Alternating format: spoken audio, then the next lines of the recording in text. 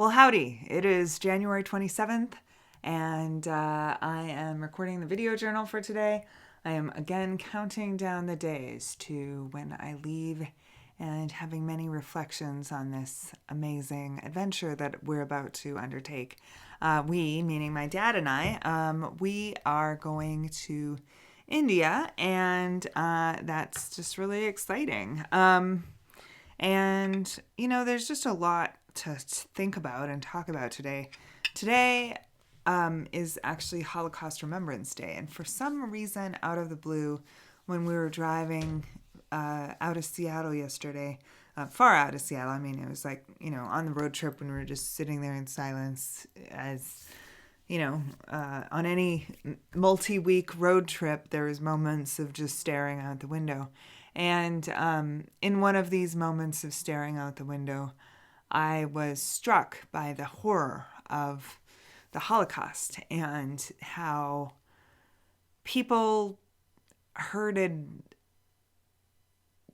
people into gas chambers knowing that they were ushering human beings into their death, and listened while they screamed as they died, as they realized that their family was dying, as they realized that they were dying, as they realized that their country was literally killing them and killing everybody, and that they had nothing that they could do about it. And these people who worked in these camps, they applied for their jobs or they were enlisted, I'm not really sure. But they knew what they were doing, and they decided to do it because they believed that this would better the state, better the country, better the world by killing these people and just exterminating them. And I hear the conversations around Muslims and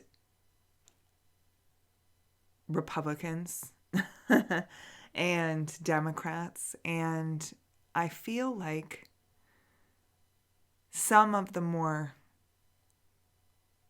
radical viewpoints include views of the type of concept that leads to this kind of thing. I don't feel like it is that kind of thing, and certainly there's people who who are desperate enough in their self-preservation and insecurity that they say things like this. But the vast majority of people are just like, no, we have to protect our jobs. We have to protect our health care. We have to we can't take care of everybody if they are unable or unwilling to take care of themselves. We need to force people to do things our way. And that's the way that both sides think. That's the way that Republicans think. That's the way that Tea Party people think. That's the way that Democrats think. That's the way that socialists think, is that we need to have people do things our way. And I don't think that that's conducive to the society that we want. And I think that as people, we know no other way. We don't know any other way because of the culture that we come from. We come from a post-genocide culture here in the United States, and we are the people who won. We did commit massive genocide, and we successfully exterminated those people. And so we look at this and it's not our natural instinct as a post-genocide society to think of how to meet people with compassion. It's just not how we are. And because that's how we became the United States. And, yet I feel like we can do better. I feel like we can look at that and know what happened, know that we come from a position of the kind of people who enslave other people, who do commit these mass atrocities. And we have to think of a different way. We have to think outside of our gut reaction. We have to think outside of making other people do the things we want them to do, and shunning people because of their beliefs. And I feel like this is something that has to happen on a all levels thing. We as liberals have to do this. Republicans have to do this. And, some people say, well, we can't, I'm not going to have compassion for somebody who believes that Muslims should die. And I struggle with that. That's like such a hard thing for me, to have compassion for that person, because I feel like that is such a slippery slope.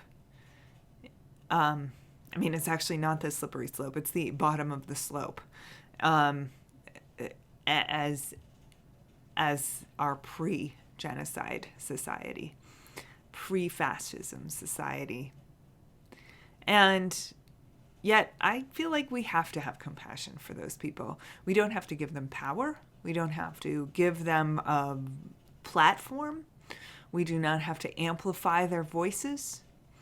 But acknowledging that this is from a place of fear and insecurity and disadvantagedness, and being compassionate. Now, I get it. Some people can't afford to be compassionate towards these other people. But where we can afford to be, we have to be.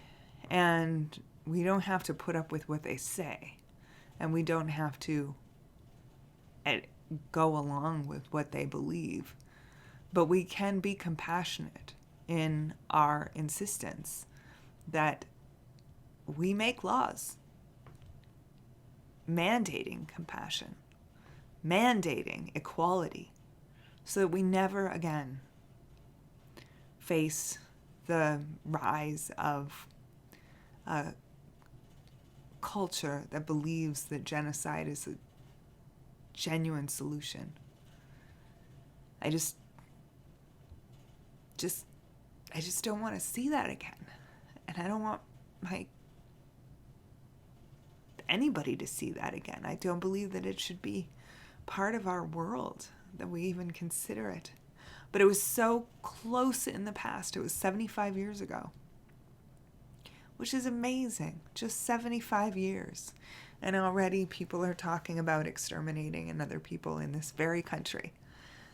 So anyway, it's surprising. It's surprising.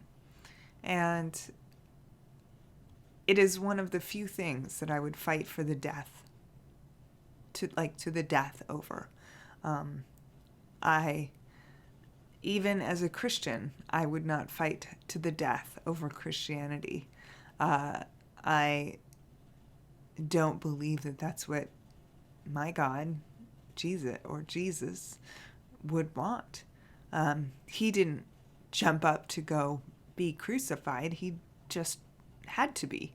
That was what the law said. And so I think we need to really focus on compassion in our laws and mandating equality, mandating compassion, because we don't know any other way.